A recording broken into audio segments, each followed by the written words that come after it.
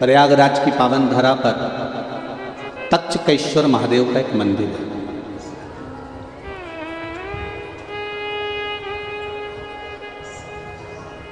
जो शायद पूरी दुनिया का एक ऐसा मंदिर है जहां पर बैठकर राजा परीक्षित को डसने वाला सर्प भी शिव की शरणागति ग्रहण कर रहा है। और ये प्रयागराज का एक आनंद है। तक्षकेश्वर महादेव गए हो आप लोग? कौन कौन गया? अच्छा, होके आए हो ना? हाँ, बहुत।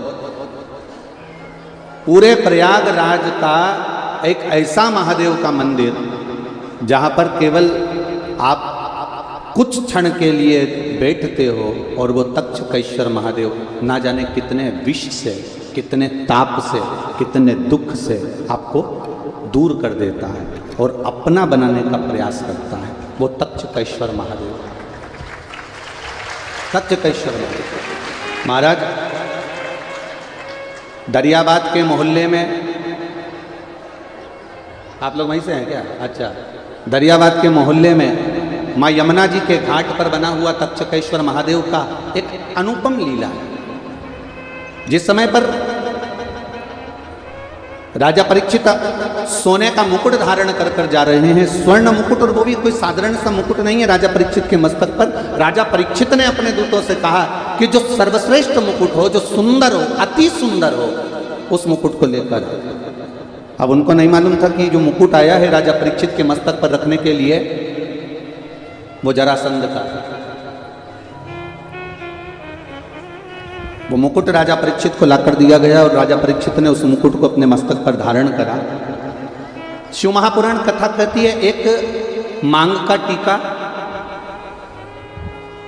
एक चप्पल और एक छाता, ये तीन चीजें किसी के भी प्रयोग में नहीं लेना चाहिए। किसी की दूसरे की मांग कर या दूसरे की लेकर इसका प्रयोग नहीं करना। एक किसी की चप्पल हो, पादुका हो, या किसी का पांव का जूता हो, चप्पल हो, आपकी चली भी गई ना तो आपको टेंशन नहीं लेना। गई ना, कोई बात नहीं। पर महाराज बड़ा दुख होता है, 500 की थी, टेंशन महाराज, चली गई, जाने। वैसे तो हमारा शास्त्र कहता है जब भी तीर्थ करने जाओ, किसी पवित्र नदी के तट पर जाओ, संतों के पास जाओ, गुरुजन के पास में जाओ, भगवंतों के पास में जाओ, देवालय शिवालय जाओ, या किसी सतमार्ग की ओर आगे बढ़ रहे हो तो पांव में पादुका होना ही नहीं चाहिए। क्यों? क्योंकि आधा चित्त, आधा मन, आधा टेंशन तो आपका उस पादुका में लगा रहता है कि भाई है कि गई।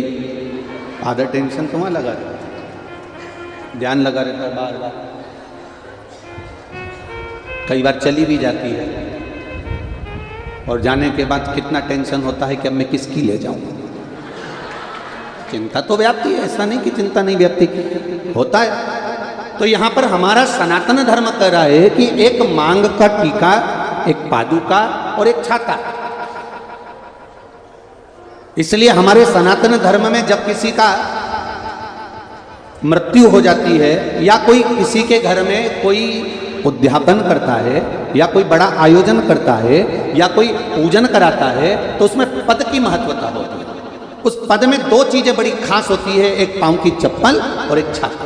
आपने देखा होगा कि अगर कोई समाप्त भी हो गया, मर भी गया, तो उसके बाद में जो पंडित जी को सामग्री देते हैं उसमें चप्पल, जूता या फिर छाता और वस्त्र, जनेऊ आदि का आदि, गौमुखी, माला, लोटा, गीता जी और ये सभी चीजें प्रदान करी जाती है। पर शास्त्र कह रहा है उसका कारण क्या है? क्यों देते हैं ब्राह्मण को कि भैया ये हमने यहाँ तुमने उद्यापन करा है, इसमें ये पद दिया गया है, हमने कपड़े भी दिए हैं, उसमें जूता भी रख दिया, चप्पल भी रख दिया, छाता भी रख दिया।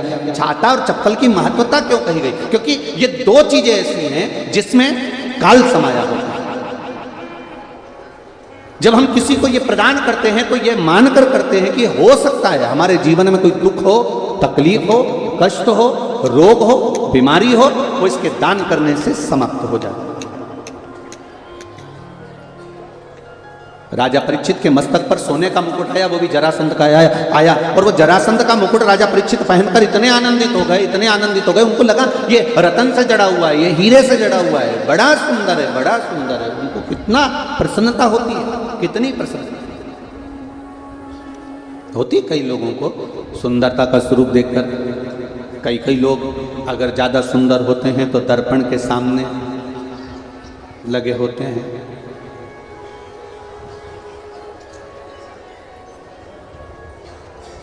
एक पति पत्नी घर में बैठे हुए थे, फ्री थे।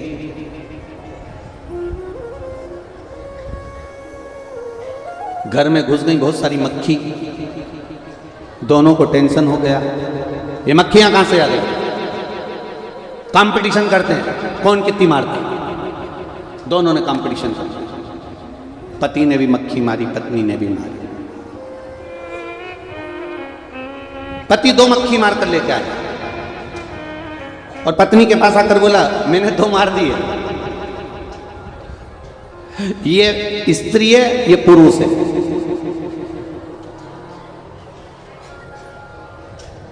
ये नर है, ये मादा है। अब पत्नी को गुस्सा आ गया, कैसी मूर्खों जैसी बात करती हो, तुम्हें अकल है नहीं कि थोड़ी बहुत भी। क्या मक्खी भी स्त्री और पुरुष होती है? और तुम कैसे पहचाने मक्खी को कि ये स्त्री है, ये पुरुष है?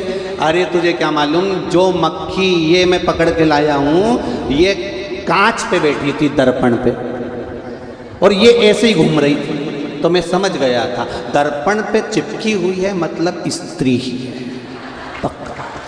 और ये जो मक्खी है घूम रही है, ये मैं समझ गया ये पुरुष है। इसको समझ 3 चीजें हमारे यहां सब कभी किसी की नहीं है। जम के बोलो, पहला मांग का टीका, दूसरा पाँव की चप्पल और तीसरा छाता। ये 3 चीजें कभी नहीं लेनी किसी की। अगर आ भी जाए तो उसको वापस कर देना चाहिए। साहब ये आपका आ गया, लेकर जाए, पहुंचा दो उसको। अब राजा ने मुकुट धारण कर लिया, शमीक बाबा के आश्रम में पहुंच गए। ये सब आपने श्रीमद् भागवत कथा में सुना ही है। जल की याचना करी, बहुत प्यास लग रही है, पर जल की याचना करी, शमीक बाबा नेत्र बंद कर कर बैठे हुए थे और इनकी चित्तवृत्ति में आ गया कि ये ढोंग कर रहा है, ये प्रपंच कर रहा है। उसको ये दृष्टि में आया। फिर जल की याचना करी, महाराज हमको प्यास लगी है, पानी दे दीजिए, बहुत प्यास लगी है, थोड़ा जल हमको दे दीजिए, थोड़ा सा जल दे दीजिए। बार बार प्रयास करा गया, बार बार मांगा गया, पर जल नहीं मिला। अंत में क्रोध आया, मरा हुआ सर्प पड़ा था और बाण की नोक पर उठाकर बाबा के गले में डाल दिया। और जैसे ही डाला, डालने के बाद राजा चले गए। सूचना श्रृंगी बाबा को मिल गई और वो श्रृंगी बाबा को जब सूचना मिली तो वो सूचना पाते ही श्रृंगी बाबा को क्रोध आ गया।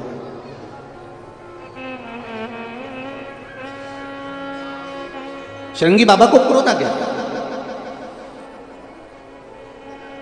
पूरी दुनिया का एक ऋषि,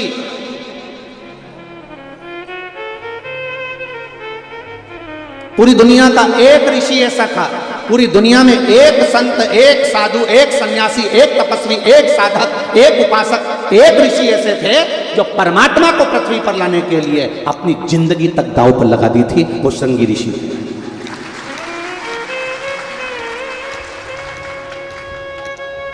वो श्रृंगी बाबा।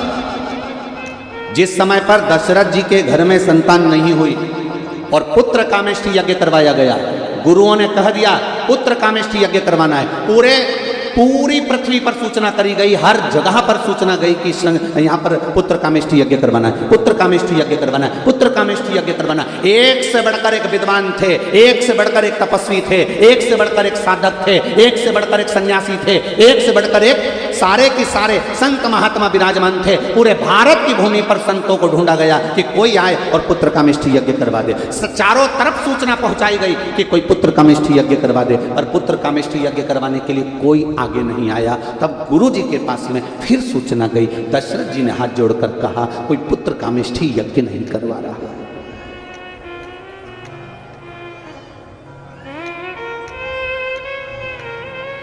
कोई पुत्र कामेष्ठी यज्ञ नहीं करवा रहा है। कारण क्योंकि यज्ञ पुत्र कामेष्ठी यज्ञ का एक विधान है कि पुत्र कामेष्ठी यज्ञ जिस भूमि पर होता है उस भूमि पर जो यज्ञ करवाने वाला यज्ञकर्ता होता है उस यज्ञकर्ता को पूरी जिंदगी उसी जमीन पर रहना पड़ता है, उस भूमि के बाहर वो एक कदम भी नहीं निकाल सकता। तो कोई संत साधु सन्यासी तपस्वी ऋषि ऐसा नहीं था जो एक जगह पर पूरी जिंदगी निकाल सके। तो उन्होंने सोचा भैया यज्ञ कराने वाला कोई नहीं। तब गुरुजी ने कहा एक हो सकता है, कौन?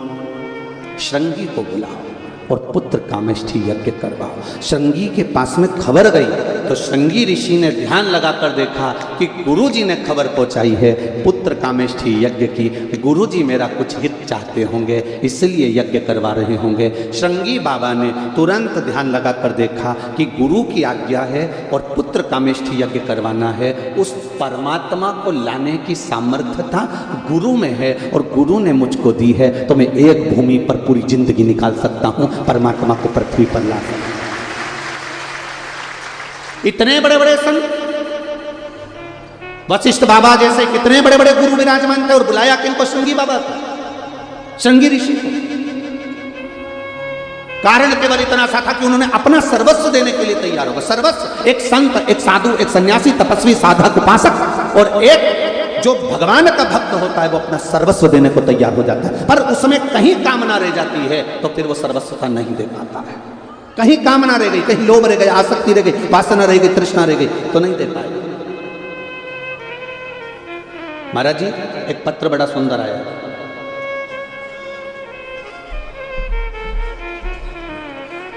हमें तो उम्मीद नहीं थी पत्र भी लिखोगे।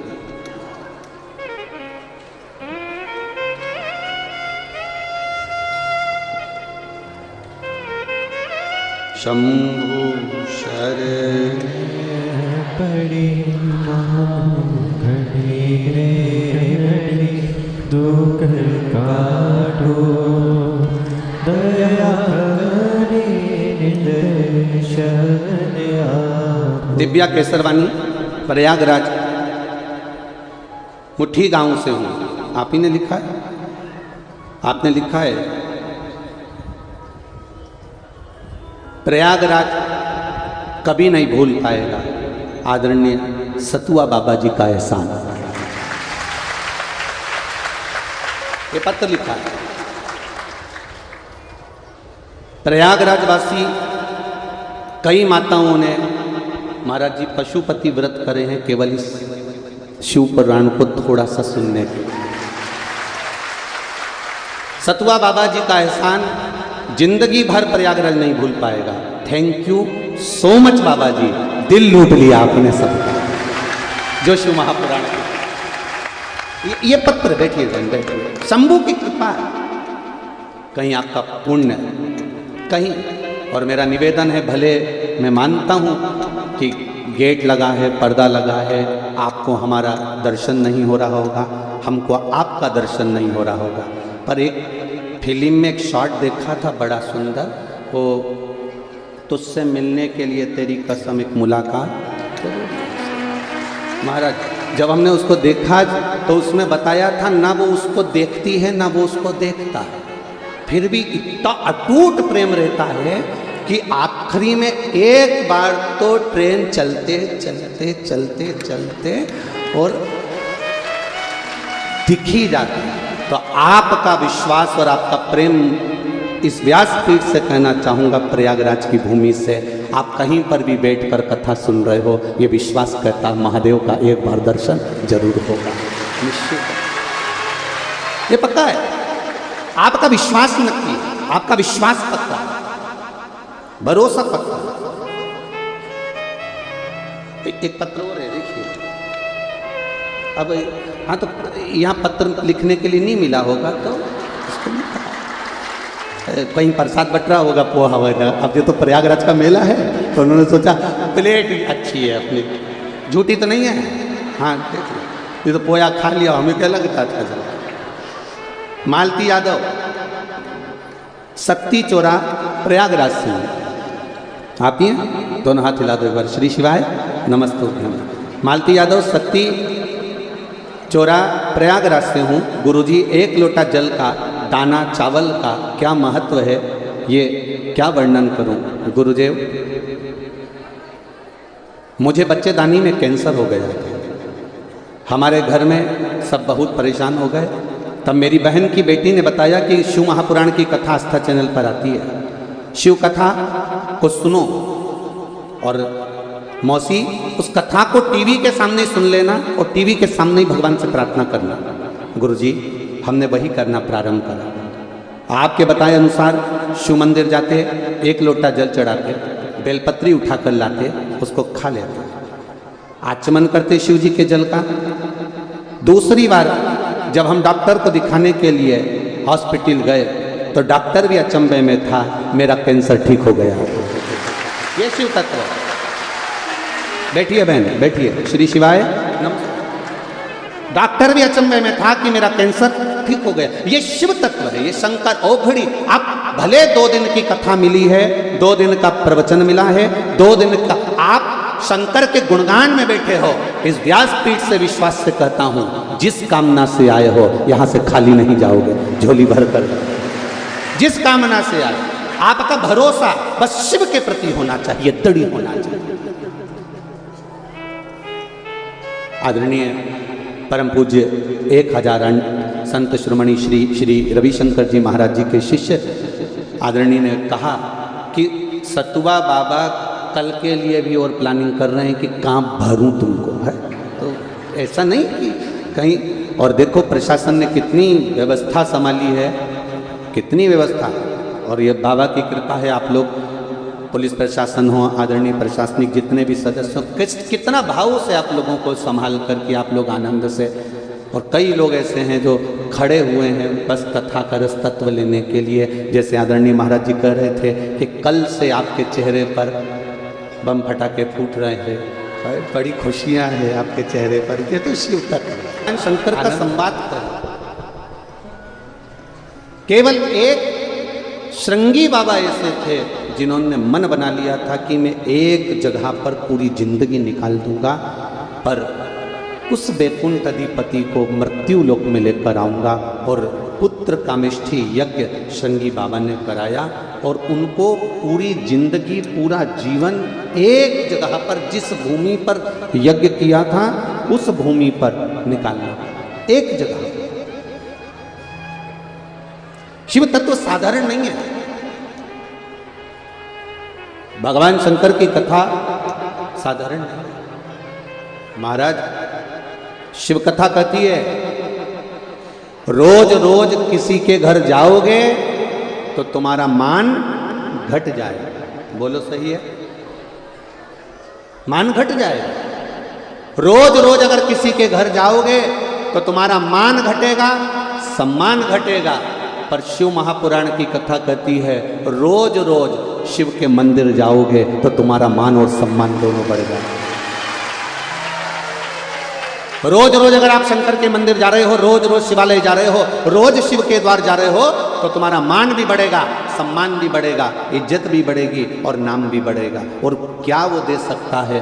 पूरी झोलियां भरकर भंडार भी भर देगा, ये निश्चित बात। वो शिव है, औघड़ी है, दयालु है, दाता, खाली नहीं छोड़ता।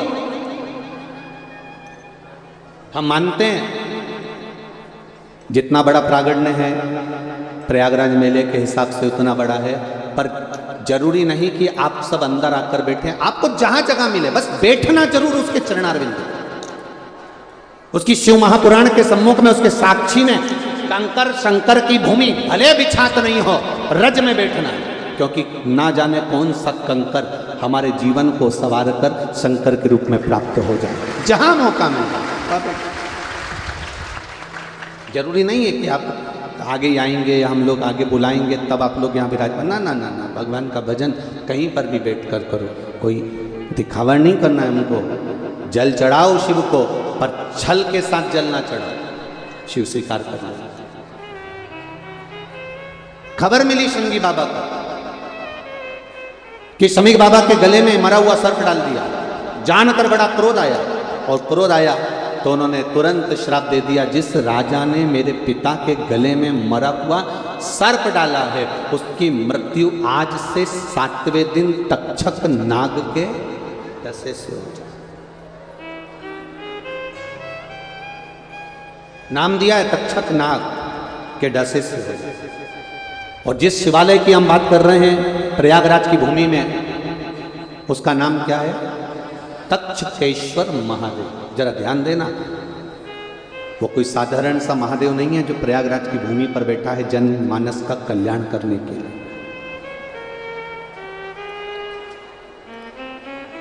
कई लोग तो प्रयागराज के भी ऐसे होंगे जो आज तक नहीं गए होंगे। कितने लोग बैठे हैं जो आज तक तक्षकेश्वर नहीं गए? नहीं गए? थोड़ा सा पानी लिया बाजू में से है?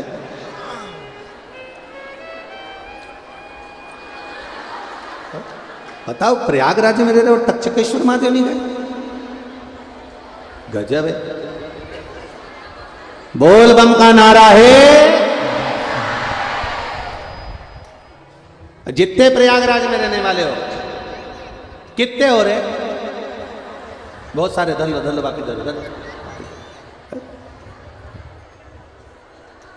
जाना चाहिए। तक्षक नाग के डसे से राजा परीक्षित के प्राण छूटना है, तक्षक नाग के डसे से। कितना विचार करिएगा जरा, हृदय में उतारिएगा जरा। श्रृंगी बाबा घर पहुंचे, शमीक बाबा के गले से सर्प उतारा और कह दिया, पिताजी मैंने उसको श्राप दे दिया, जिसने तुम्हारे गले में मरा हुआ सर्प डाला है मैंने उसको श्राप दिया है कि तक्षक नाग के डसे से उसके प्राण छूटेंगे, और 7 दिन का मौका दिया है। कितने दिन दिए हैं? 7 दिन। और यही 7 दिन हमारी जिंदगी के हैं। रविवार, सोमवार, मंगलवार, बुधवार, गुरुवार, शुक्रवार, शनिवार। यही 7 दिन जिंदगी के मिलते हैं। रविवार को जन्म हुआ, सोमवार को बड़े हुए, मंगलवार को ब्याह हुआ, बुधवार को बच्चे हुए, गुरुवार को बीमार पड़े, शुक्रवार को हॉस्पिटल गए, शनिवार को सीताराम हो गए। 7 दिन पूरे निकल गए। 7 दिन पूरे चले गए। अब प्रयागराज वालों को कितने दिन मिले? 2 दिन। और कथा भी कब हो रही है? 4 बजे से 7 बजे तक। अब कितनी किस्मत लेकर आए हो तुम लोग, जरा विचार करिएगा। प्रदोष काल में गंगा जी का तट, यमुना जी का तट, सरस्वती का तट, और 2 दिन मतलब दोनों पार्ट मिल रहे हैं, इधर से दिन का उधर से रात का, और दोनों मिलकर ये प्रदोष काल में शिव महापुराण का पावन चरित्र श्रवण करने को 2 दिन मिला है। जितनी देर मिले, बाजू वाली भी अगर कछु बोले तो तुम मत बोलना, तो चुप रहे, क्योंकि एक तो 2 दिन, 7 दिन का 2 दिन मिलना कितना, और उसमें भी ये बोलती जाए। तो कल से आए तो 4-6 टॉफी लिया ना, ये बोले कि मुंह में चुप। अब कथा सुनो कि मैं 2 दिन मिले हैं, बड़ी मुश्किल से मिले हैं, बड़े आनंद के मिले। और वो तो आदरणीय सतुआ बाबा जी को मैं धन्यवाद दूंगा, बहुत बहुत साधुवाद, जो प्रयागराज वालों के लिए उन्होंने ये 2 दिन बड़े आनंद के निकाल दिए। शिव कृपा, शंकर की करुणा। शिव महापुराण की कथा कहती है, स्कंद पुराण, शिव पुराण, लिंग पुराण में सुंदर तक्षेश्वर महादेव का वर्णन आता है। तक्षक नाग डसेगा। पिता को बड़ा दिल दुखा कि बताओ मेरे बेटे ने गलती कर दी, और उस राजा परीक्षित को जिसने हमेशा सत्कर्म करा है, अच्छा कार्य किया है, जिसने भजन किया, कीर्तन किया, मंत्र जाप किया, जिसने सब अच्छा काम किया, बस एक ही बुरा काम किया कि उसने मेरे गले में मरा हुआ सर्प डाल दिया। पर मेरे बेटे को नहीं करना था, उसको श्राप नहीं देना था। शमीक बाबा परीक्षित के पास पहुंच गए, तुम 7 दिन में मर जाओगे, केवल 7 दिन है तुम्हारे पास, बचना हो तो बच लो। गुरु के शब्द बड़े अटपटे होते हैं। एक तरफ गुरु कह रहे हैं कि तुम 7 दिन में मर जाओगे, और दूसरी तरफ गुरु कह रहे हैं कि तुम्हें बचना हो तो बच लो। जब मरना ही है तो फिर बचने के लिए रह क्या रह गया बचने के? पर गुरु के शब्द बड़े अटपटे होते हैं। गुरु ने कहा शरीर छूट जाएगा, पर ये आत्मा परमात्मा का भजन कर कर इसको अमर तत्व प्रदान कर लो, जिससे ये बाद में फिर जन्म ले। जगत गुरु शंकराचार्य जी कहते हैं पुनरपि जननम पुनरपि मरणम के प्रपंच से छूटने के लिए शरीर मिला है। कोई तुमसे कहे कि तुम मेरे पास आ जाना, मैं ऐसा कर दूंगा कि जिंदगी में तुम्हारे पास दुख नहीं आएगा, तकलीफ नहीं आएगी, कष्ट नहीं आएगा, रोग नहीं आएगा, बीमारी नहीं आएगी, ये नहीं आएगा।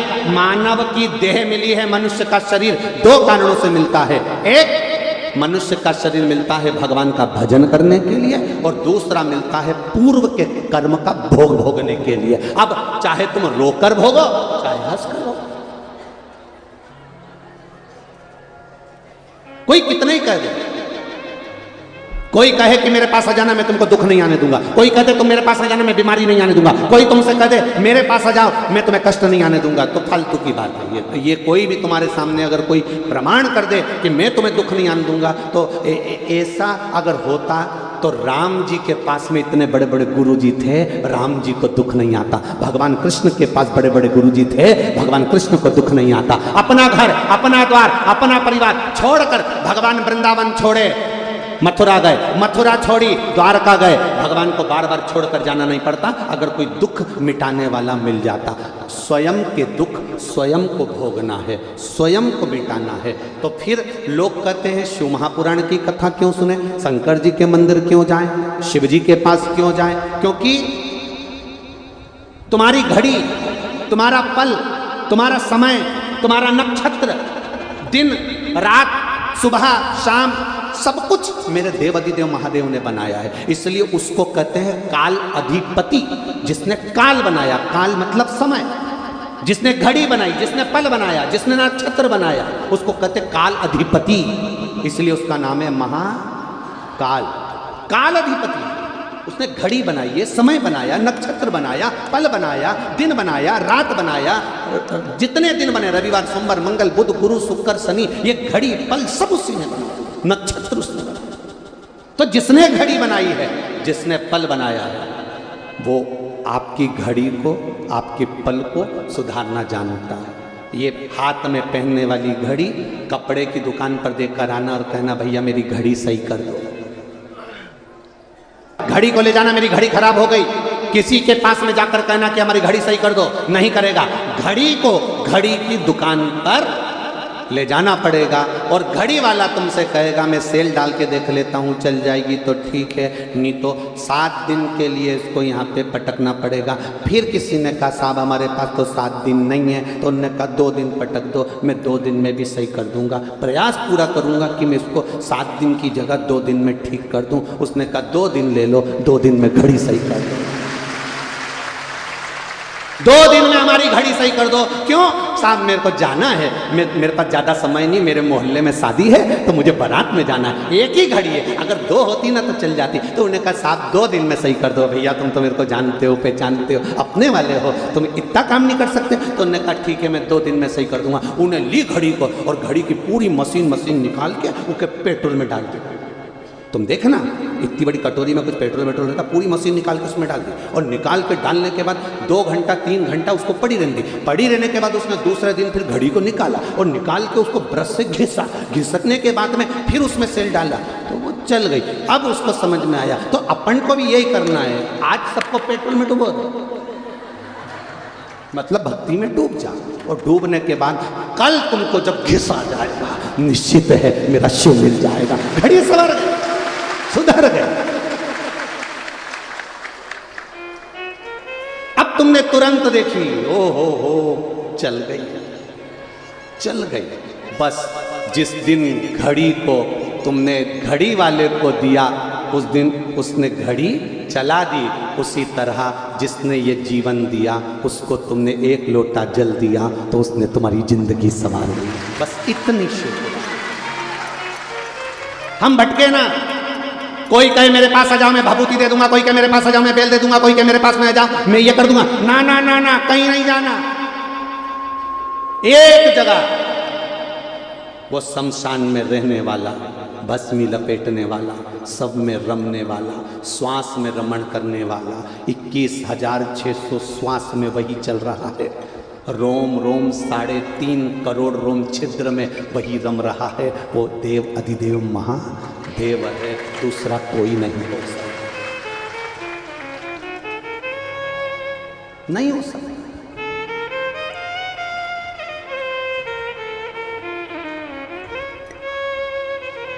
मरने वाले को क्या चाहिए? जो मर रहा है, अंतिम सांसें चल रही है,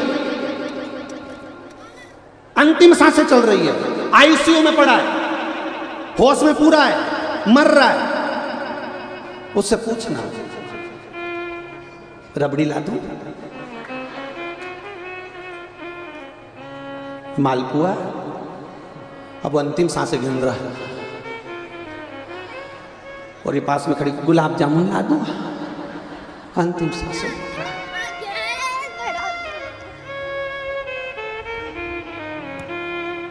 इतने में अगर वो उसको होश आ जाए, थोड़ा बहुत भी बोल जाए, तो एक ही बात कहेगा, एक धर के थप्पड़ दूं, मेरी श्वास वापिस ला दे। इतने में तो वो भी कहेगी मैं कहाँ से लाऊं, मैं रबड़ी ला सकती हूँ, गुलाब जामुन ला सकती हूँ, इमरती भजिया पकौड़ा ला सकती हूँ, पर श्वास नहीं ला सकती। पर श्वास वापिस भी वो ला कर दे सकता है जिसने दी थी, वो देव अधिदेव महादेव। एक पत्र आया,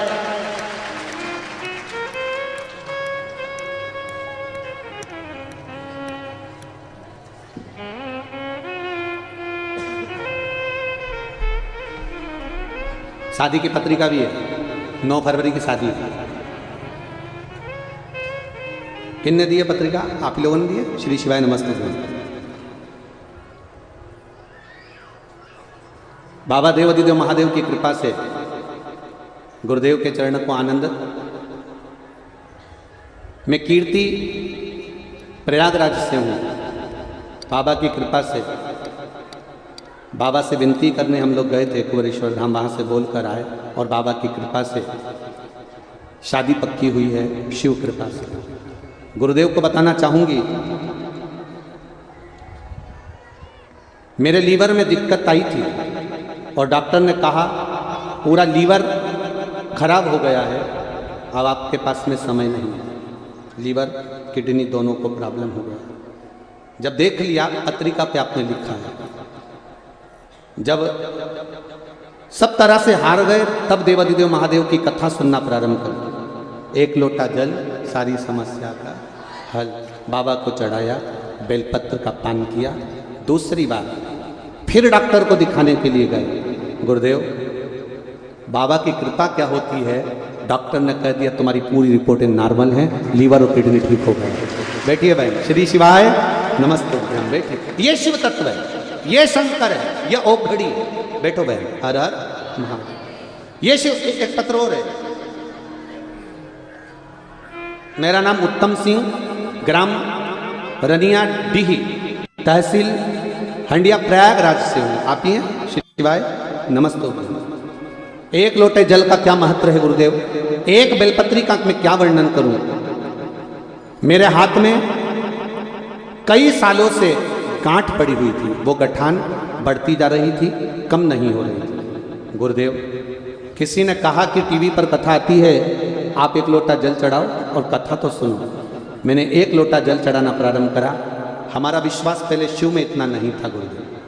हम मानते हैं भगवान को, पर इतना नहीं मानते थे।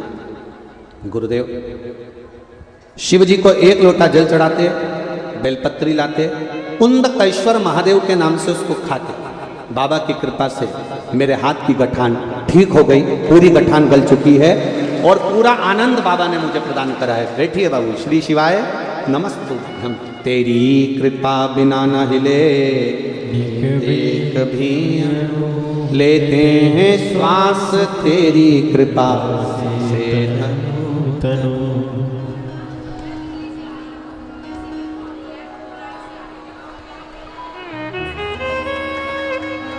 माता जी कह रही हैं मैं दिल्ली से आई हूँ, बाबा ने इतनी कृपा कर दी कि बस उनको धोख लगाने के लिए आई हूँ। श्री शिवाय नमस्तुभ्यम। बैठिए। तेरी कृपा बिना न हिले एक भी अणु लेते हैं श्वास, तेरी कृपा से तनु तनु। बखान क्या करूं मैं राखों के ढेर का, चपटी बबूत में खजाना कुबेर का। हे गंगाधार मुक्ति द्वार, ओमकार तू भोले ओमकार तू। आयो शरण तिहारी शंभु तार तार तू। ये उसकी कृपा से मिला। इसमें सियोर वाला महाराज ने कुछ नहीं करा और ना सियोर वाला महाराज कुछ कर सकता। दुनिया का दुख मिटाने की गारंटी केवल मेरे देवाधिदेव महादेव के पास है, बाकी के किसी के वो मिटाएगा। दुनिया के ये एक चोर चोरी करने आया और उसको कुबेर बना देता है। वो रावण सोने की लंका लेकर चले जाता है। और कितना भोला मेरा देवाधिदेव महादेव, कितना भोला। रावण ने कह दिया आपकी धर्मपत्नी बड़ी सुंदर है, पार्वती मैया। रावण कह रहा है मैं माता को अपने साथ लंका ले जाना चाहता हूं। ले जा।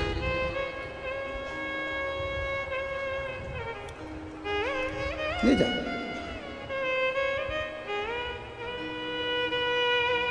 कितनी विचित्र बात है।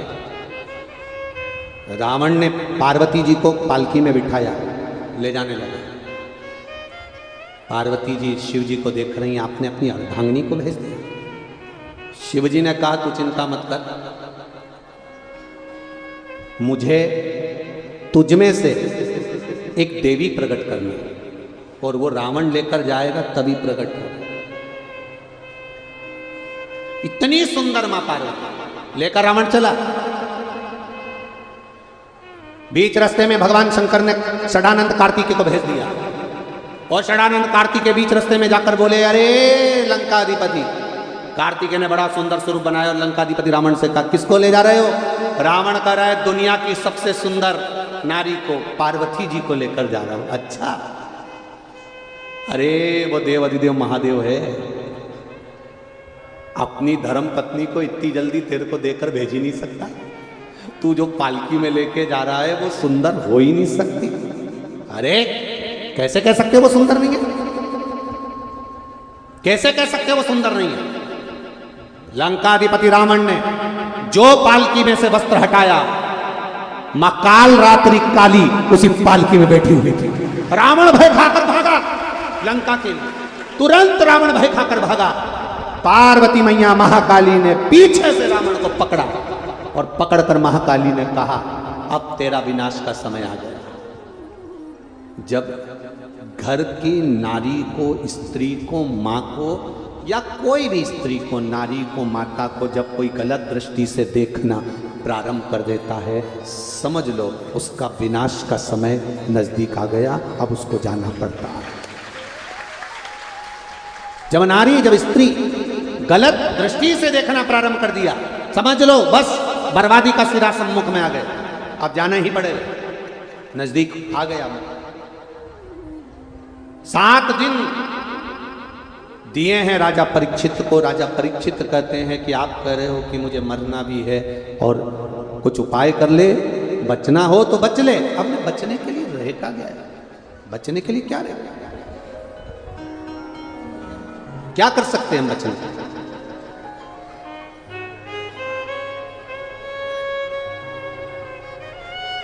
क्या करें हम? तब राजा परीक्षित ने उसी समय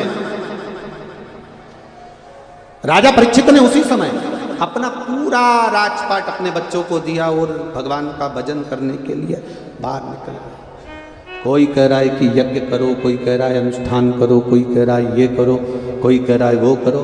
उसने कुछ नहीं करा, केवल करा सुखदेव जी महाराज के चरणों में जाकर बैठा।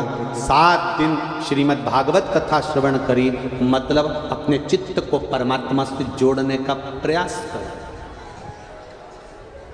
चित्त को परमात्मा से जुड़ा।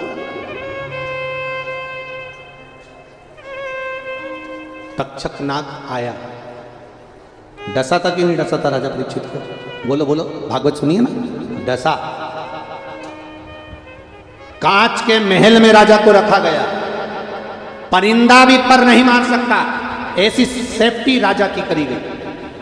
पर अनार का रस अंदर जा रहा था और गिलास की नीचे जो पेंदी थी उस पेंदी के अंदर चिपक कर गया। पहले जो गिलास होते थे उन गिलास में नीचे से किनोर होती थी, आजकल तो एकदम फ्लैट होते हैं, पर नीचे किनोर होती थी। उस किनोर के अंदर फंस कर तक्षक नाग गया, उसके अंदर फंस कर। और नाग ने जैसे ही राजा को देखा और नाग ने डस लिया। राजा परीक्षित सर्प को देख रहा है, सर्प परीक्षित को देख रहा है। दोनों एक दूसरे को देख रहे हैं। मरने से पहले किए गए कर्म की पूरी फिल्म दिखाई जाती है। मृत्यु के पहले तुम्हें देखना पड़ेगा तुमने क्या करा। माता के गर्भ से जन्म लेने के बाद आंख खोलते ही मरते समय तक तुमने कौन कौन सा कर्म करा वो तुम्हें दिखाया जाएगा। इसलिए बार बार आपको भजन में कहा जाता है, मत बुरे कर्म कर बंदे वरना पछताएगा, भगवान की आंखों से तू बच नहीं पाएगा, तू बच नहीं पाएगा। अरे ओ अज्ञानी मत कर नादानी, तेरे कर्म का फल भी तू ही पाएगा, जैसा किया तूने तेरे आगे आएगा। मत बुरे कर्म कर बंदे वरना पछताएगा, भगवान की आंखों से तू बच नहीं पाएगा, तू बच नहीं पाएगा। आप दुनिया के सामने छल कर सकते हो, आप दुनिया के सामने कपट कर सकते हो, आप दुनिया के सामने बेईमानी कर सकते हो, आप कितना भी कैसा भी छल बेईमानी कपट प्रपंच कर रहे हो दुनिया के सामने कर सकते हो, और उसके सामने नहीं।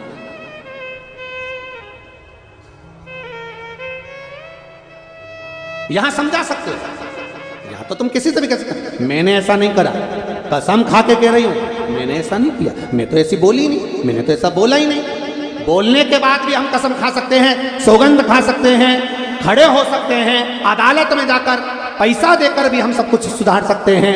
पर यहाँ सब कुछ सुधार सकते हो, सब कुछ बोल सकते हो, यहाँ तुम बोलते हो, तुम्हारा धन बोलता है, तुम्हारा वैभव बोलता है, तुम्हारी सत्ता बोलती है, और वहाँ तुम्हारा पुण्य बोलता है कि तुमने क्या पुण्य करा। यहां तुम्हारा वैभव बोलेगा, यहां तुम्हारी सत्ता बोलेगी, यहां तुम्हारा धन बोलेगा, यहां तुम्हारी पूंजी बोलेगी, यहां तुम्हारा वैभव बोलेगा, और वहां तुम्हारा पुण्य बोलेगा। वहां जवाब देने के लिए तुमसे पूछा ही नहीं जाएगा, तुम तो बस पहुंचे, खड़े हुए और उसने बोलना चालू कर। बस अब तुम कहो भी साहब मेरे को बैकुंठ जाना, तो ऊपर वाला भी कह देगा क्या करा था तूने जो बैकुंठ जाना, क्या करा था बैकुंठ जाना। मैंने प्रयागराज का जो मेला होता है माघ महीने का, मैं उसमें गई थी त्रिवेणी नहाने। अच्छा अभी रुक, उन्होंने तुरंत टीवी चालू करी और तुमको दिखा दिया, अब देख ले तू त्रिवेणी नहा रही है, देख ले तू अच्छे से। इतने में वो मुस्कुरा के बोली तुम देख लो नारी की नहीं नारी, ठीक है नहाए, अच्छे से देख लो नहाई की नहीं, देख लो। भगवान अब मुझे बैकुंठ भेजो, भगवान ने कहा नरक जाएगी, नरक काय को बैकुंठ जाएगी, अभी तो दिखाया मैंने कि मैंने त्रिवेणी नहाई और तुम कह रहे हो नरक जाएगी। इतने में यमराज ने कहा तू नहाई की नहीं नहाई, हाँ नहाई, तो फिर मेरे को बैकुंठ भेजो। यमराज बोले तू नरक जाएगी, तू बैकुंठ जा ही नहीं सकती, पक्का बिल्कुल एकदम 100%। तो तुम देखे हो ना मैंने नहाई हूं, हाँ देखा, तो फिर मुझे बैकुंठ क्यों नहीं भेजते। इतने में यमराज ने कहा आगे का तो देख, रुक जा, नहाई हाओ, बाहर गई हाओ, कपड़े लाई हाओ, त्रिवेणी में धोए हाओ, नरक जा, जा। अब बोलो तेरा क्या होगा रे कालिया। अब बोलो। थोड़ा सा पानी उस त्रिवेणी में से बाहर ले जाती, धोती, पटक देती वहां पानी को ऊपर ही, परंतु तूने वही कपड़े को वही और उसी में निचोड़ रही, उसी में, और तिलक मिलक लगा के छोटी मोटी कर ली वहीं बैठ के, और बाल महाल सब ऊंच के, और सारा टूटा हुआ बाल वहीं पटक के, और कह रही गंगा मैया मुझ पे कृपा करना। गंगा बोली अगली बार आ तू, आना मेरे मोहल्ले में दूसरी बार आ तू, प्रयागराज तेरे से निपटूंगी बाद में। जो घर गई, घर जाने के बाद फिर अगले साल प्रयाग का मेला आया। मेरे को प्रयागराज जाना है पर मेरी हापड़ी चल रही है। इतने में तो तुरंत पति ने करें एक बार नहाया ही ना, गंगा जी ने कहा अब मत आना, तू अच्छे से आती ना तो ऊपर वाला भी कहेगा अब जा स्वर्ग की नरक, अब तुम कहाँ जाओगे। तुम वैसे तो मेरे को उम्मीद है तुमने नहीं निचोड़ा होगा, इतना विश्वास तो मेरे को है। कहीं नल लगाए होंगे ना, प्रशासन ने नल लगाए, अपना स्नान करने के बाद कपड़ा नल पर जाकर धो, पर मेरी गंगा और यमुना और सरस्वती में मत धो, स्वच्छ है, साफ रख। ये वो पवित्र माँ है जिसकी पवित्रता का आज भी आनंद है महाराज। ये पवित्र माँ, इसकी पवित्रता का ध्यान रखना हमारा कर्तव्य। कोई कपड़ा धो रहा है, हम देखकर अनदेखी कर देते हैं, नहीं नहीं कपड़ा क्यों धो रहा है, इस कपड़े को ले जा बाहर नल में धो। हम नहीं बोलेंगे तो कौन बोलेगा। प्रयाग हमारा है और ये गंगा यमुना सरस्वती हमारी है। हम अपनी माँ को पवित्र देखना चाहते हैं, उसका पवित्रता में नहीं देख सकते, हमको बोलना पड़ेगा। क्या धो रहे हो ये कपड़े, अपने कच्छे क्या धो रहे हो, इस गंगा के जल में, इस गंगा के, वो गंगा, वो त्रिवेणी, वो त्रिवेणी, वो गंगा साधारण नहीं। पृथ्वी का पुत्र मंगल ग्रह, कौन सा ग्रह, मंगल ग्रह, जिनकी धर्मपत्नी का नाम था शकित, और मंगल ग्रह की धर्मपत्नी शकित एक दिन मंगल के पास में आई, और मंगल ग्रह की धर्मपत्नी शकित जब मंगल के पास में आई और शकित ने कहा, शकित ने एक प्रश्न किया, मंगल ग्रह की धर्मपत्नी शकित ने एक प्रश्न किया। वो प्रश्न था बड़ा भारी, जो संपूर्ण विश्व के कल्याण के लिए है। मंगल ग्रह की धर्मपत्नी ने प्रश्न किया कि संसार के लोग, संपूर्ण विश्व के लोग, वो कौन सा स्थान है जिस स्थान पर पूरा विश्व का व्यक्ति अगर एक बार चले जाए, बस केवल पांव रख दे और उसके संपूर्ण पाप नष्ट हो जाएं, और उसको बैकुंठ धाम नहीं, गौलोक धाम, गौलोक धाम मतलब जहां भगवान कृष्ण राधा जी के साथ में आज भी रास करते हैं, उस रास मंडली में को राधा के साथ में हम भी खड़े होकर कृष्ण के साथ रास करें, ऐसी पवित्र वो भूमि कौन सी है, वो पवित्र भूमि कौन सी है। जब शकीत ने मंगल से पूछा, अपने पति से पूछा, तो मंगल ग्रह अपनी मां पृथ्वी के पास जाते हैं और माता पृथ्वी से कहते हैं, पृथ्वी मैया सारे तीर्थ आपकी इस पृथ्वी पर बसते हैं, सारी पवित्र नदियां इस पवित्र नदियां इस पृथ्वी पर बसती है। हे मां, मंगल ग्रह अपनी मां से कह रहा है पृथ्वी से कि तुम्हारी बहू ने, शकीत ने पूछा है कि वो कौन सी भूमि है जिस भूमि का मात्र स्पर्श हो जाए तो व्यक्ति बैकुंठ नहीं गौलोक धाम जाता है और भगवान कृष्ण के साथ में रास करता है। उसे बैकुंठ का सुख नहीं, रास करता है, और रास कर कर जब वो थक जाता है तब भगवान कृष्ण बंसी बजाकर सुनाकर उसकी थकान को समाप्त कर देते हैं, और उसके लिए ताजा ताजा सुंदर दूध लाकर भगवान कृष्ण स्वयं देते हैं। ऐसी पवित्र भूमि कौन सी है, तब माता पृथ्वी ने कहा वो पवित्र भूमि है प्रयागराज की भूमि, जहां त्रिवेणी का संगम है। वो पवित्र भूमि है प्रयागराज की भूमि, जहां पर व्यक्ति स्नान करे ना करे, गंगा यमुना सरस्वती में नहाए ना नहाए, कहीं जाए ना जाए, पर उस प्रयागराज की भूमि में मात्र उसका स्पर्श, मात्र उसकी रज, मात्र उसकी धूल, अगर प्रयागराज की भूमि की धूल पृथ्वी मां अपने पुत्र मंगल को कह रही है कि तुम शकित को अपनी पत्नी को जाकर कहना कि प्रयागराज की मात्र धूल भी शरीर से लग जाती है तो गौलोक धाम मिल जाता है। ये वो प्रयागराज की भूमि जिसका वर्णन तुलसीदास जी ने अपनी रामचरितमानस में भी करा कि त्रिवेणी के संगम पर संत बैठकर साधु चर्चा कर रहे हैं, सत्संग कर रहे हैं, आनंद कर रहे हैं। क्यों तुलसीदास जी लिख रहे हैं? क्योंकि ये भूमि साधारण नहीं है। वहां ये नहीं कहा कि त्रिवेणी का स्नान कर रहे हैं, वहां कहा त्रिवेणी के घाट पर बैठकर हरि चर्चा कर रहे हैं, सत्संग कर रहे हैं, भजन कर रहे हैं, कीर्तन कर रहे हैं। क्योंकि बैठकर, वहां शब्द लिखा है बैठकर हरि चर्चा कर रहे हैं। इतने ऋषि वहां बैठते, संगम करते, बैठते।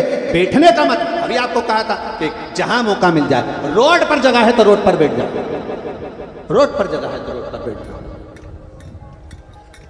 जहां जगह मिल जाए वहां बैठो, थोड़ी देर रमण करो, शिव कथा का स्मरण करो।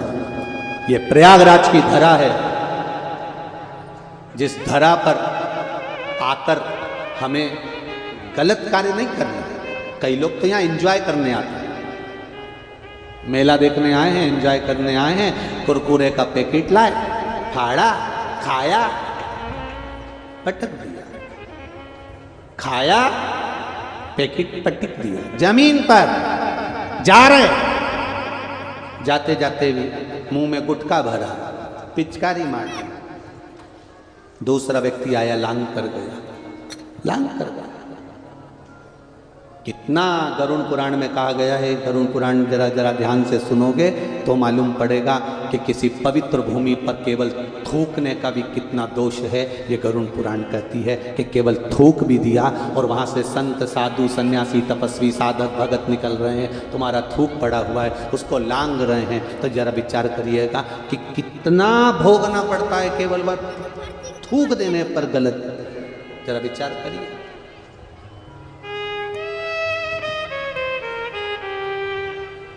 कितने किस्मत वाले हो रहे प्रयागराज वाले, घर जाके नजर उतरवा लेना।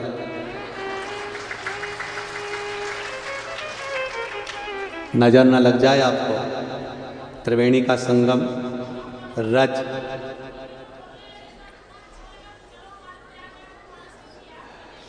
त्रिवेणी का संगम है, प्रयागराज की भूमि है।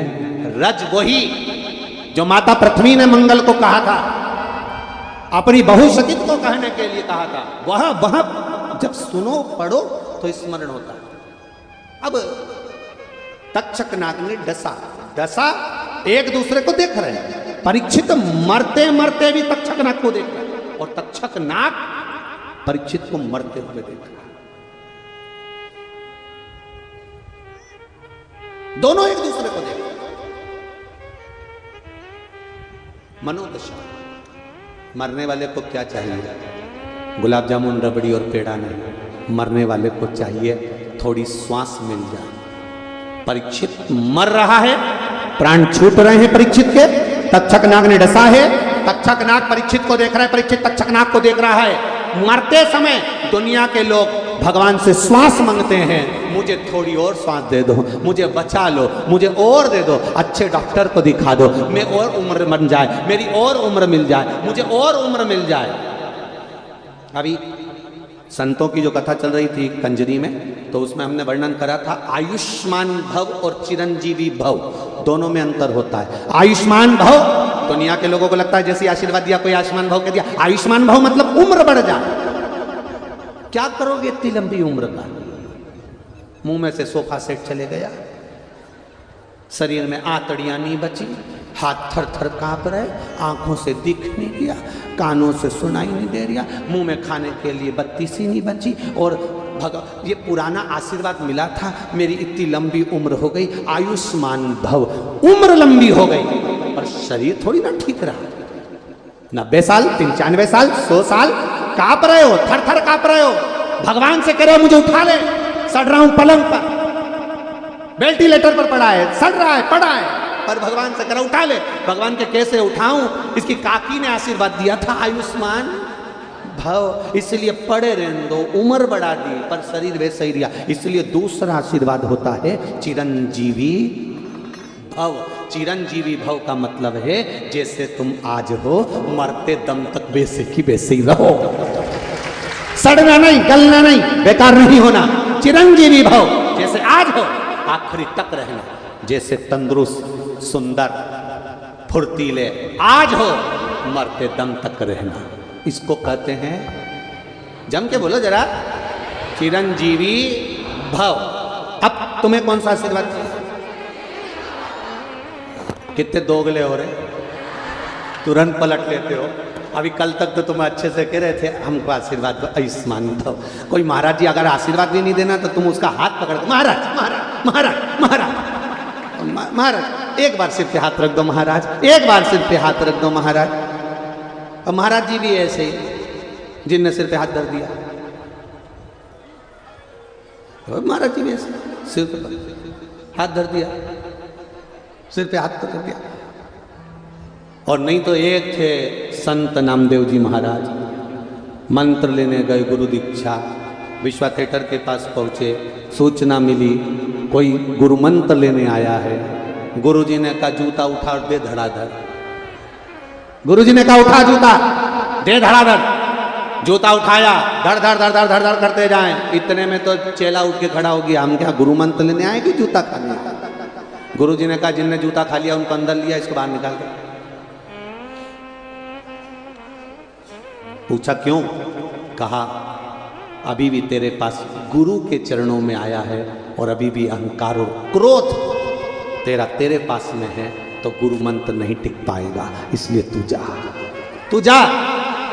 आए हो कथा में, क्रोध घर छोड़िया, लोभ घर छोड़िया, वासना आसक्ति तृष्णा घर छोड़िया, तुम्हारे भीतर का लोभ आसक्ति तृष्णा घर छोड़कर आओगे, एक आनंद की अनुभूति होगी, एक सुख की अनुभूति होगी।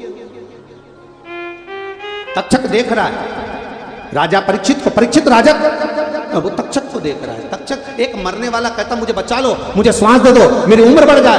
पर तक्षक नाग को देखकर राजा परीक्षित ये नहीं कह रहे कि मेरी उम्र बढ़ा दो, राजा परीक्षित कह रहे हैं एक बार फिर से श्रीमद् भागवत कथा सुना दो, फिर से।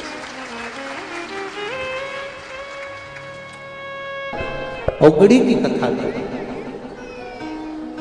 तक्षक नाग पुनः डसने के बाद एक बार फिर से राजा परीक्षित को तक्षक नाग नमन कर रहा है, प्रणाम कर रहा है कि गजब है कि तूने मांगा तो मांगा क्या कि एक बार फिर पुनः हरि चर्चा, प्रभु की चर्चा, राम नाम, कृष्ण नाम, शिव नाम, पुनः फिर चर्चा हो जाए, शिव भगवान की चर्चा फिर पुनः हो जाए, राम नाम कृष्ण नाम की चर्चा फिर पुनः हो जाए। मिले प्रयागराज की इस धरा से आप लोग जब घर जाएं, बोल कर जाना, जहां बैठकर कथा सुन रहे हो वहां पर भगवान से प्रार्थना कर कर जाना कि बाबा एक बार 2 दिन की शिव पुराण नहीं, बाबा ऐसी कृपा करना कि बार बार शिव पुराण होती है, बार बार शिव पुराण होती है। और जितनी बार सतुआ बाबा ये प्रयागराज के मेले में आए उतनी बार शिव पुराण लाए।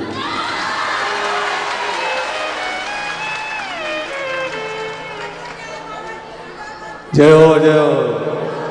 बोल रही सतुआ बाबा को हमारी उम्र लग जाए ढेर सारी बाबा।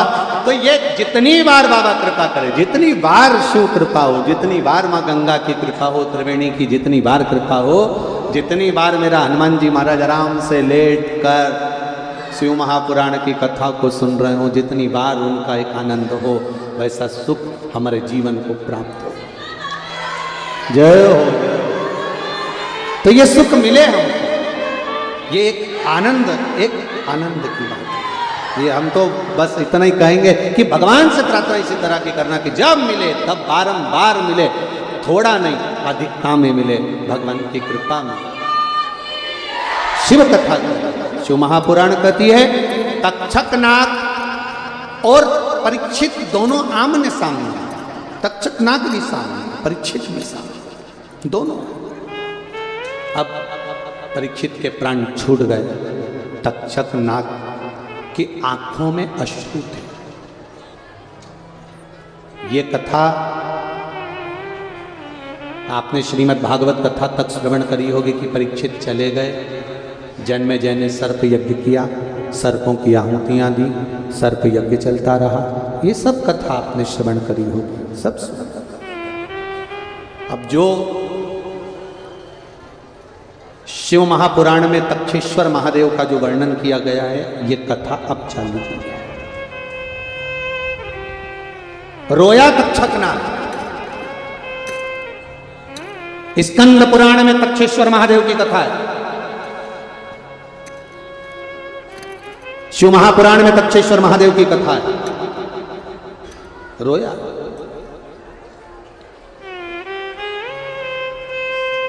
आंख में आंसू भरे तक्षक नाग के कि आज पृथ्वी पर से राजा परीक्षित को जो श्राप लगा था मैंने डस लिया, श्राप बस डसा है, श्राप बस। सर्प सांप कभी तुम्हारा बुरा नहीं करता। सांप को भगवान ने भय दिया, शेर को भगवान ने आलस दिया, सिंह को आलस है, सर्प को भय। सर्प कभी तुम्हारा बुरा नहीं करेगा, वो तुम्हारी आहट सुनता है और चल देता है। वो तो कहीं पांव रखा जाए या कोई बात हो जाए तब बात दूसरी होती है, नहीं तो वो साधने वाला अगर देवाधिदेव महादेव है तो फिर एक पत्र है, देखिए एक पत्र में वर्णन आया है। शंभु घड़ी रे घड़ी तू काटो दया करी दर्शन आपो। इसकी जल्दी बोल देते हो कि मैं पत्र ही नहीं ढूंढ पाता हूँ। शंभो शरण पड़ी मांगू घड़ी रे घड़ी दुख काटो दया करी दर्शन आपो। शिव कथा कह रही।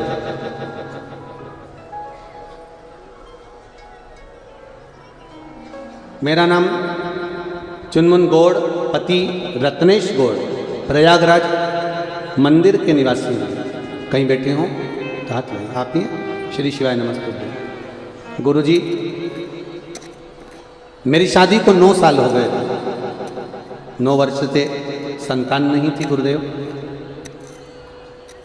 सभी लोग अपशब्द कहते थे, डॉक्टरों को भी दिखाया पर कोई संतान का सुख नहीं हुआ। फिर IVF करवाया, उससे भी संतान का सुख नहीं हुआ।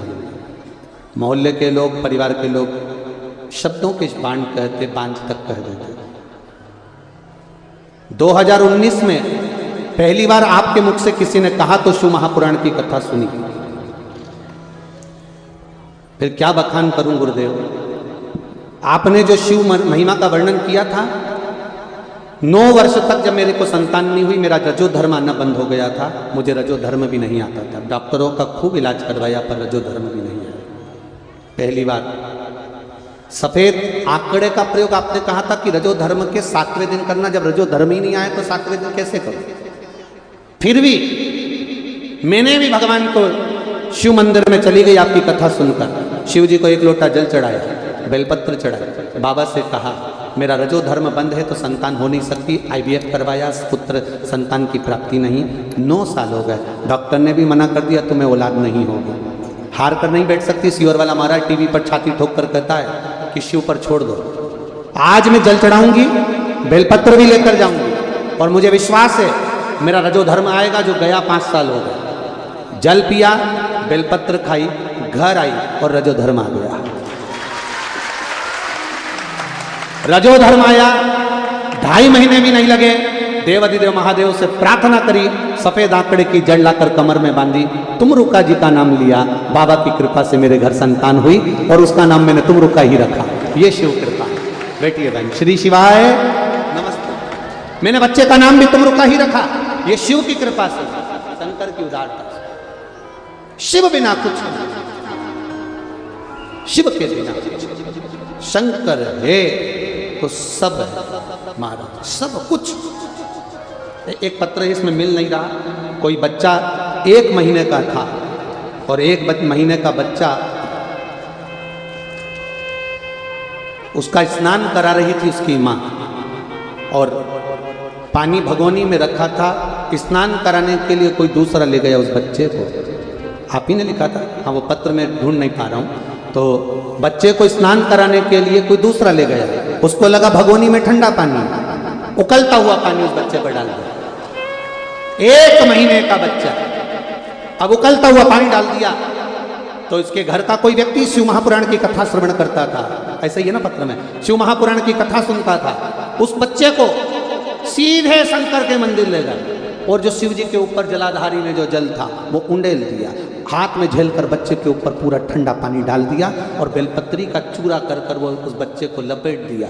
एक शरीर में छाला नहीं आया, बच्चा 3 घंटे बाद ठीक हो गया। शिव तत्व है शंकर। ओ घड़ी बैठिए बहन, शिव की महिमा का क्या बखान है। शिव तत्व। डॉक्टर के पास लेकर गए, डॉक्टर ने कहा इतना गर्म पानी से बच्चा जला है 1 महीने का तो शरीर पर छाले बहुत आएंगे, मलहम लगाओ। मलहम भी दिया, वो भी लगाया। गुरुदेव बाबा की कृपा ऐसी थी, उसके शरीर पर एक छाला नहीं आया। ये शिव है, ये शंकर। 1 महीने का बच्चा, उसकी खाल कैसी होगी, कितनी नम्र खाल होगी 1 महीने के बच्चे की, कितनी। शिव तत्व महाराज। हम फिर कहेंगे ढोंग प्रपंच छल छिद्र की ओर ना जाकर अगर कहीं जाने का मन करे तो किसी शिवालय में जो तुम्हारे घर के पास हो, ऐसे शंकर के मंदिर में जाकर बैठ जाओ और सुन। बारिश का पानी जमीन पर गिरता है, नाली में जाता है, गटर में जाता है, नदी नाले तालाब सरोवर में जाता है, फिर वो समुद्र में जाता है। जैसे बारिश का पानी गिरा हुआ समुद्र तक पहुंच जाता है, उसी तरह शिव जी पे चढ़ा हुआ 1 लोटा जल मेरे महादेव तक पहुंच जाता है। निश्चित है उसके तक पहुंचे, उसके करीब तक पहुंचे। तक्षक रो रहा है, तक्षक की आंख में जल भरा हुआ है, रो रहा है, नेत्रों से नीर बह रहा है तक्षक नाग, आंखों में आंसू भरा हुआ है तक्षक नाग के, रो रहा, बिलख रहा, रोता हुआ। कहां जाऊं मैं, जन्मेजय सर्प यज्ञ कर रहे हैं, मेरी आहुति डलने वाली है, किस जगह पर जाऊं मैं। वो तक्षक नाग रोता हुआ कारकोट सांप के पास में पहुंचा। पूरी दुनिया का एक सांप ऐसा होता है, कारकोट सांप। दूसरे सांप डसते हैं तो लोग मरते हैं, कारकोट सांप एक ऐसा सांप है जो डसता है तो शरीर सड़ता है, बदबू मारता है, कीड़े पड़ते हैं और शरीर में से मांस गल गल के गिरता है, फोड़े फपोले हो जाते हैं, मरने के लिए भी तरसता है तो मृत्यु नहीं आती। वो कारकोट सांप, दुनिया का सबसे जहरीला सांप कारकोट। कारकोट के पास गए, कारकोट ए कारकोट। कारकोट ने कहा क्या हुआ, मेरा शरीर जल रहा है, जन्मेजय मुझे आहुतियों में देंगे, मैं मर जाऊंगा और मरना भी निश्चित है मेरा, मना नहीं, पर मैंने गलत नहीं करा। श्रृंगी ने श्राप दिया था, उसके श्राप को मैंने निभाया है, इसलिए मैंने परीक्षित को डसा है। मैं क्या करूं। कारकोट कहता है तू रुक, मैं आता हूं। और कारकोट नाग तुरंत गया और तुरंत जाकर धृतराष्ट्र सर्प के पास पहुंचा। कौन सा सांप है, जम के बोलो जरा। धृतराष्ट्र सांप के पास पहुंचा और धृतराष्ट्र सांप से कहा, ए धृतराष्ट्र सर्प बता। वो तक्षक नाग तड़प तड़प कर रो रहा है क्योंकि उसने परीक्षित को डसा और जन्मेजय उसको मार रहा है। बता धृतराष्ट्र सांप क्या करा जाए। धृतराष्ट्र सांप कौन था, जो गले में शंकर जी के सांप पड़ा होता है, वासुकी नाग, उसका बड़ा बेटे का नाम है धृतराष्ट्र सांप। वासुकी नाग का बड़ा बेटा जो शिव जी के गले में सांप पड़ा है, वासुकी, उसका बड़ा पुत्र है धृतराष्ट्र सांप, बड़ा पुत्र। धृतराष्ट्र ने कहा रुको। धृतराष्ट्र सांप गया और धृतराष्ट्र सांप ने जाकर अपने पिता वासुकी नाग का स्मरण करा। पिता वासुकी नाग का, वासुकी सांप तो स्मरण कर रहा है बेटा, और बाप आए, पिता आए, वासुकी नाग आया, वासुकी नाग गया। प्रभु धृतराष्ट्र नाग ने कहा वासुकी नाग से, पिताजी एक थोड़ा सा संशय मन में है। मेरा मित्र कारकोट, उसका मित्र तक्षक के ऊपर थोड़ा सा कष्ट आ गया है, भय में है। भय क्या करा जाए, आप बताओ क्या करें हम। जन्मेजय सर्प यज्ञ कर रहा है, आहुतियां नागों की दे रहा है। जन्मेजय कि उस यज्ञ को देखकर उसके भीतर थोड़ा सा भाव उत्पन्न हो रहा है, वो भय खाया, दुख है उसको, परीक्षित को डसने का दुख है। और आपसे भी निवेदन है, कभी कोई गलत काम हो जाए तो एक बार हृदय से रो भी लेना। मैंने उसका बुरा कर दिया, मैंने उसको अपशब्द कह दिया, मैंने उसको गाली दे दी, भीतर से थोड़ा सा पश्चाताप जरूर करना। और किसके सामने करना? भोलेनाथ के सामने जाके, बाबा गलती तो करी है मैंने। हम तो आपसे रोज कहते हैं प्रतिदिन शिव जी के मंदिर में जाओ लोटा भर के जल चढ़ाने के लिए। रोज लोटा भर के जल चढ़ाना मतलब अपने दिल की बात को मैं महादेव से कह देना। आप मायके नहीं जा सकते, अपने घर की बात दूसरे से नहीं कह सकते। दूसरे से कहोगे लोग हंसेंगे, दुनिया के लोगों से कहोगे लोग हंसेंगे, लोग हंसेंगे। अभी वो बहन ने पत्र में लिखा, लोग बांझ कहने लगे थे, अपशब्द कहने लगे थे, संतान नहीं, टेस्ट पे भी करवाया, IVF करवाया, सब कुछ करवाया, संतान का सुख नहीं आया, रजो धर्म तक नहीं आया। क्या करे, किसके सामने जाकर कहे, किससे कहे? तब वो महादेव के पास पहुंच गई। केवल टीवी पर कथा सुनी और पहुंच गई महादेव के पास, कह दिया विश्वास रखकर। भरोसा अगर पक्का है तो बाबा सुनता जरूर है। आप लोग जितने भी आए हो ना, भरोसे पर आए, विश्वास पर आए। इसलिए 2 दिन की कथा सुनने के बाद मेरा महादेव क्या देगा, ये आगे की कथा में तुम्हारा पत्र जरूर आएगा,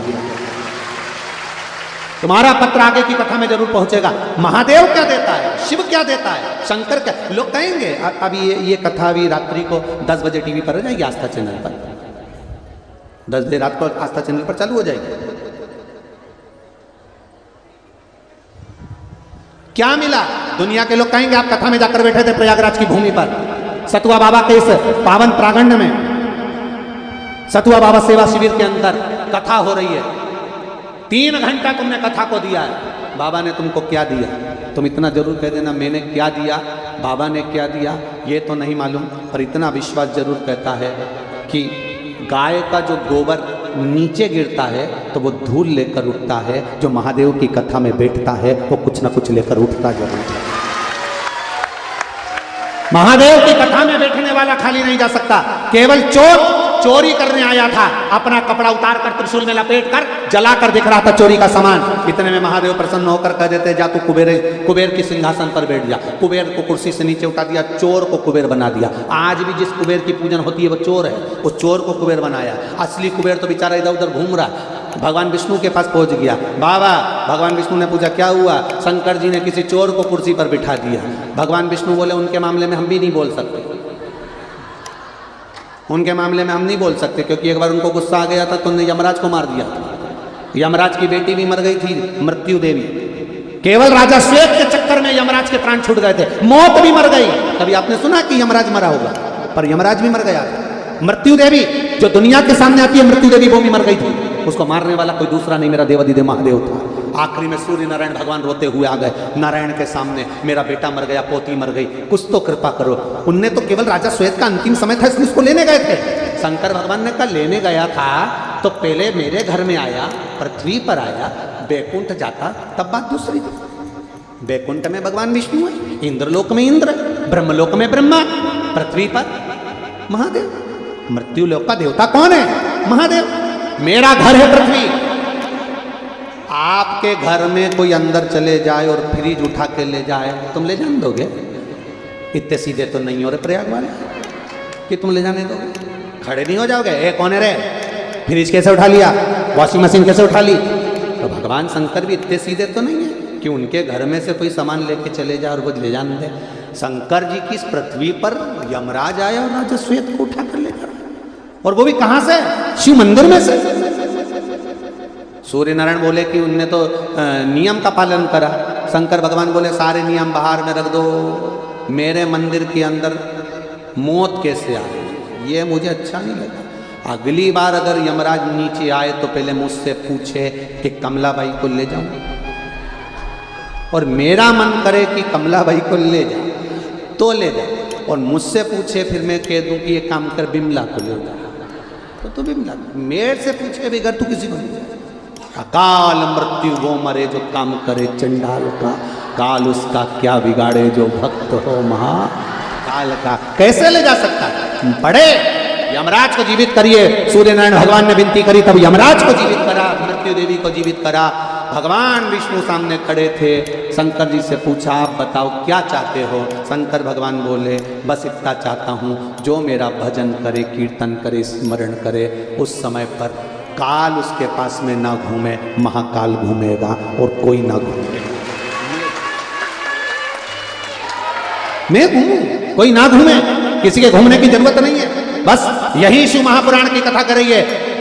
धृतराष्ट्र ने अपने पिता वासुकीनाग से कहा पिताजी तक्षक नाग परेशान है, भय में है, बहुत कष्ट में है, आप कृपा कर दो। मैं कृपा? हाँ, क्या करना है बता। पिता ने पूछा बता। कहा बस इतनी कृपा कर दो कि वो भय से मुक्त हो जाए, भय से मुक्त। शिव महापुराण क्या देती है? भय से मुक्त करती है आपको। आपको जब लगता है मेरा साथ कोई नहीं है, मेरे पास दुख बहुत आ गया, कष्ट बहुत आ गया, बीमारी आ गई, ये हो गया, तब तुम्हें शिव पुराण याद आती है। सीहोर वाला महाराज ने कहा था एक लोटा जल चढ़ा, एक बेलपत्री चढ़ा। बीमारी है, कोई चढ़ा के गया हो तो अपन उठा के खा लो। महाराज जी पहले के समय में निर्माल्य बहुत मिलता था, बेलपत्र मंदिरों में बहुत बड़ा मिलता था। आज के ज़माने में बेलपत्री मंदिर में मिलती ही नहीं है। जो चढ़ाता है दूसरी इंतजार में बैठी रहती, तू जा और मैं खाऊं, खा जाता। एक पत्र आया वो भी देखिए, पत्र देखिए।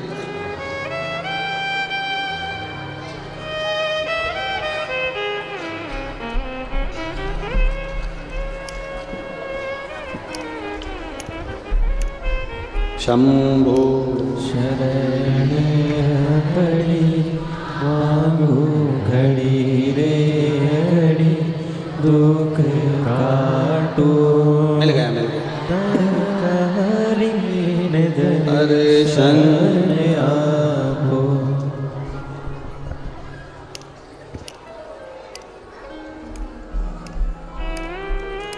मेरा नाम भगवान दास उर्फ मिरिंदा, हरियाणा पटौदी से हूँ। आप ही श्री शिवाय नमस्ते। हरियाणा से आया हूँ गुरुजी 2 दिन के लिए शिव महापुराण की कथा का रसतत्व करना, श्रवण करने के लिए। सुना, दौड़ा आया। गुरुदेव शुगर की बीमारी थी, हाई रहती थी, 540, बड़े परेशान थे। डॉक्टरों की खूब टेबलेट खाई, गोलियां खाई, आराम नहीं लगता था। थोड़ा आराम लगता फिर वैसे हो जाता। आपने कहा एक बेलपत्र शिवजी पे चढ़ी हुई खाना चालू कर दो। जिस दिन से चालू करी 540 की जगह 140 पे आ गई। ये शिव तत्व। बैठिए बाबू, श्री शिवाय नमस्ते। 540 से 140 पर आ गई। बाबा ने ऐसी कृपा करी, डॉक्टर ने भी कह दिया अब गोली बंद कर दो। ये शिव तत्व है, ये शंकर। और खड़ी आपका विश्वास आप शिव पर रखो, भरोसा शंकर जी पर रखो, कोई दूसरे पर नहीं।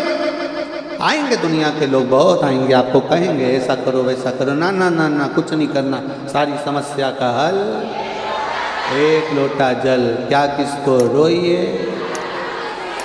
सोइए, आग लगे बस्ती, अपन रहो मस्ती। सतुआ बाबा जी की शिव पुराण मिल गई आनंद। तो ये एक रसतत्व है। बोल बम का नारा है, बाबा एक सहारा, बस उसके सहारे रहिए, उसके साथ। भोलेनाथ दया में। कितनी जल्दी जल्दी गाती हो भगवान, तुम कॉम्पिटिशन में बैठ रहे हो क्या? थोड़ा साथ में। भोलेनाथ दया करना, मैं तेरे भरोसे हूँ, मेरे बाबा दया करना, मैं तेरे भरोसे हूँ, ना घर के भरोसे हूँ, ना परिवार के भरोसे हूँ, ना घर के भरोसे हूँ, ना परिवार के भरोसे हूँ, मेरे बाबा दया करना, मैं तेरे भरोसे हूँ, मेरे बाबा दया करना, मैं तेरे भरोसे। ये जितने पत्र हैं ये रखे ये सब तेरे भरोसे थे, कोई दूसरे के नहीं। कल इससे दुगने मिल जाए। ये भरोसा है, दृढ़ता, विश्वास, और जितना दृढ़ होगा उतना मिलेगा। धृतराष्ट्र नाग ने, सर्प ने कहा पिता वासुकी से, वो भय में, अगर दुनिया के लोग भय में आए तो पहले महादेव के पास जाए। आए, कोई प्रॉपर्टी का लफड़ा है, कोई केस है, कोई अदालत में चल रहा है, भय है, जाओ उस महादेव के पास। शिव मंदिर, वासुकी ने कहा तुम चिंता मत करो, मैं देवादिदेव महादेव के कानों में जाकर कहूंगा। सबसे करीब में रहता ही था सांप, वासुकी नाग सबसे पास में, मैं ही बैठा रहता था।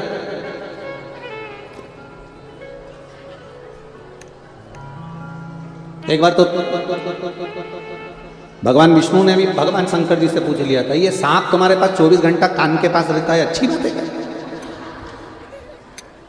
भगवान विष्णु बोले नारियों में आदत रहती है, ये जब तक पूरे दुनिया भर की बात अपने कानों में नहीं डाल देना तब इसको रात को नींद नहीं आए। इसलिए मैंने इसको पास में रखा है कि मेरे पास तू आए मत। बात अच्छा, तुमसे निवेदन है, जितने बैठे हैं प्रयागराज में, मेरी जीजियाँ जितनी बैठी और जितने जीजा बैठे हैं, इन जीजाओं से निवेदन है तुम अपने कान के पास सांप मत रख लेना, नहीं तो ये भी कम नहीं है, पूंगी लेके आ जाए, इसका भरोसा नहीं है। तो मेरे जीजाओं से निवेदन है, प्रयागराज की है, साज में समझ ना जाओ, त्रिवेणी के घाट घाट का पानी पिया है, सहजता नहीं हो। एक बार वो भजन गाते थे ना, तुम चंदा बनो है, हम तारे बने आकाश में मिलेंगे ओ मेरे भोले नाथ। तो एक ने लाइन लिख के भेज दी थी अभी वो परवणी की कथा में, तुम सांप बनो हम पुंगी बने। तो ये बड़ा विचित्र है, लोग बहुत बड़े विचित्र विचित्र इनका क्या क्या। वो बाद में नीचे लिखा पिटारे में मिलेंगे, पिटारे में क्यों मिलेंगे, और लिख के भेजा गुरुजी ये लाइन जरूर गाना। हमने कहा रहने दो ये लाइन, वो तो आज याद आ गई प्रयागराज की कथा में तो बोल दी। अब शिव कथा कह रही है, वासुकी नाग ने जाकर भगवान शंकर के कानों के पास बैठ गए। आज बिल्कुल वासुकी नाग हिले तक नहीं है, एक जैसे बैठे, ना इधर जाए ना उधर जाए, एक जैसे।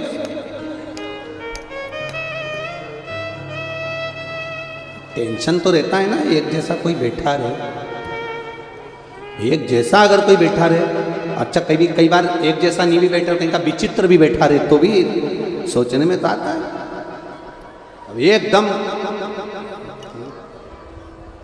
अब तुम में से कोई एकदम कड़क होके बैठ जाए, एकदम कड़क, तो थोड़ा थोड़ा देर में ध्यान तो जाएगा, इसको हो क्या किया है, इसको हो क्या गया है, कुछ बस बैठ गए। अब वासुकी नाग एकदम कड़क होकर बैठा, शिव जी को चिंता, आखिर बात क्या है, ये हो क्या रहा है। तब देवादिदेव महादेव ने पूछ लिया, महादेव तो बाद में बोले, पहले पार्वती जी बोल दी कितना अकड़ रही है। पार्वती जी ने शिव जी से जाकर कहा आज वासुकी नाग के मन में जरूर कोई बात है, जरूर कोई बात जरूर है, ऐसा हो ही नहीं सकता, जरूर कोई। शिव जी ने पूछा वासुकी क्या बात है। वासुकी ने कहा मेरा पुत्र धृतराष्ट्र आया, क्या कर रहा था, उसका मित्र है कारकोट का मित्र है तक्षक, भय में बहुत है। भय में, हाँ एक काम करो, भेज दो। कहा? पर, जिस भूमि की रज रज गौलोक धाम का दर्शन करा देती है, प्रयागराज। हाँ जाओ और कह दो तक्षक नाग से, जहां गंगा यमुना सरस्वती का संगम होता हो, उस संगम के तट पर कालिया नाग ने जिस यमुना के अंदर बैठकर तप साधना करी थी, बाद में विश्व को उगलना प्रारंभ करा था, उस यमुना के तट पर तक्षक नाग जाकर अगर अर्चना करेगा, तप करेगा, तप करते करते करते करते करते करते उसके बैठने से, तप की मुद्रा में बैठे रहने से जमीन भूमि गलने लगेगी। जब भूमि गलने लगेगी तो वहाँ एक कुंड का निर्माण हो जाएगा। तब मेरा दर्शन उस सर्प को होगा और मैं उसे भय से मुक्त कर दूंगा। भय से तक्षक नाग आया, प्रयागराज की पावन धरा पर पहुंच गया, त्रिवेणी संगम पर, यमुना के घाट पर पहुंच गया, तप साधना में लीन हो गया। इतनी तप साधना तक्षक नाग ने करी, उधर जन्मेजय तक्षक नाग को बुला रहा है आहुति देने के लिए, इधर तक्षक नाग भगवान शिव की भक्ति में बैठा हुआ था। बैठे बैठे बैठे बैठे चारों तरफ से जमीन गलने लगी। आज भी तक्षेश्वर शिव मंदिर में तक्षेश्वर कुंड है, जहां बैठकर तक्षक नाग ने तप साधना करी थी। बैठने से जमीन गल गई थी, इतना तप करा था। करें दर्शन, जो लोग तक्षेश्वर महादेव गए होंगे, प्रयागराज की उस यमुना जी के तट पर, वहां तक्षेश्वर कुंड, जहां बैठकर तप साधना तक्षक नाग ने करी, ऐसी तप साधना करी, जमीन गलने लगी। तब मेरे महादेव वहां प्रकट हो गया, वहां मेरा महादेव प्रकट हो गया। क्या मांगना है तुझको? तक्षक नाग कहता है, मैं मृत्यु तो मेरी आएगी, वो अपनी जगह पर है, पर मैंने अगर कोई गलती करी हो तो मुझे माफ करना। इस भूमि पर आप आ गए, इससे बढ़कर और क्या चाहिए? जैसे आज प्रयाग के लोग कितने खुश हो रहे हैं कि शिव महापुराण आ गई, इससे बढ़कर और क्या चाहिए? ऐसी खुशी मेरे जीवन में मिल गई। बस मेरे महादेव, मेरे शंभु, मेरे भोलेनाथ, मेरे त्रिकालदर्शी, मेरे कैलाशी अविनाशी, हे महादेव, आपसे एक प्रार्थना है, आप प्रयागराज की इस भूमि पर यहां विराजमान हो जाओ। भगवान शिव कहते हैं, सुनो तक्षक, तुमने मेरा अनुमोदन करा है, मेरा स्मरण करा है, इसलिए मेरा शिवलिंग यहाँ पर रहेगा, स्वरूप रहेगा, और तुम्हारे नाम से तक्षेश्वर महादेव के नाम से पूजा जाएगा। मैं यहाँ विराजमान, जो तक्षेश्वर महादेव का दर्शन करेगा, कोटि कोटि कितने भी पाप उसने जीवन में करे होंगे, सारे पापों से केवल मेरा दर्शन मात्र से मुक्ति मिल जाएगी। केवल दर्शन मात्र से तक्षेश्वर महादेव की, तक्षेश्वर महादेव। कभी मौका मिले, दरियाबाद मोहल्ले में यमुना जी के तट पर आज भी तक्षेश्वर महादेव विराजमान है। कभी मौका मिले प्रयागराज वालों तो प्रयास करिएगा बाबा के दर्शन करने का, अपने जीवन को धन्य बनाने का। कई लोग तो ऐसे हैं प्रयाग में जिनको नाम भी नहीं मालूम होगा कि ऐसा भी कोई मंदिर है। सही है कि गलत है? कई लोग ऐसे होंगे जिनको मालूम